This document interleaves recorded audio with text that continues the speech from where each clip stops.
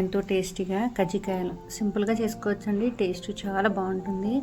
పైనుంచి క్రిస్పీగా ఉంటాయండి, లోపల డ్రై ఫ్రూట్స్ తింటూ ఉంటే మధ్య మధ్యలో తలుగుతూ చాలా బాగుంటుందండి. ఇక్కడ చూపిస్తున్న విధంగా ఎండి కొబ్బరి, కాజు, బాదం ఫ్రై చేసి పక్కన పెట్టుకోవాలండి. ఉప్మా రవ్వ కూడా నెయ్యిలో మంచిగా ఫ్రై చేసి ఇప్పుడు మన చాపర్ ఉంటుంది కదండి, దాంట్లో వేసుకొని చాప్ చేసుకోవాలి. మిక్సీలో కూడా చేసుకోవచ్చు. బెల్లం వేసుకొని ఈ విధంగా చాప్ చేసుకోవాలండి. ఇలాంటి పొడి నేను ఉప్మా రవ్వలోనే వేసుకున్నానండి.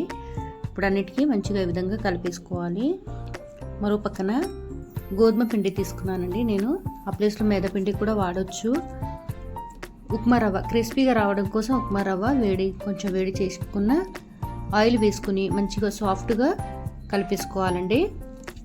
మీ దగ్గర టైం ఉంటే ఒక 5-10 నిమిషాలు రెస్ట్ ఇచ్చిన తర్వాత రౌండ్గా పూరిలాగా చేసుకుని స్టఫింగ్ చేసుకోవాలండి. లోపల వాటర్ హెల్ప్తో క్లోజ్ చేసేసుకుని వేడి ఆయిల్లో ఫ్రై చేసుకొని స్టవ్ ఆఫ్ చేస్తే ఎంతో టేస్టీగా కజ్జికాయలు రెడీ అయిపోయినాయండి. డ్రై ఫ్రూట్స్తో నిండి చాలా బాగుంటాయి.